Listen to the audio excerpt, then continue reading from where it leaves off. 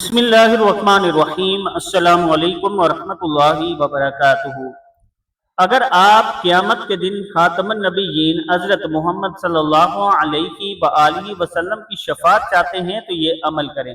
حضرت ابو ہریرہ رضی اللہ تعالیٰ عنہ فرماتے ہیں کہ رسول اکرم صلی اللہ علیہ وآلہ وسلم نے ارشاد فرمایا، قیامت کے دن میری شفاعت کا سب سے زیادہ حقدار وہ ہوگا جو سچے دل سے لا الہ الا اللہ کہے گا۔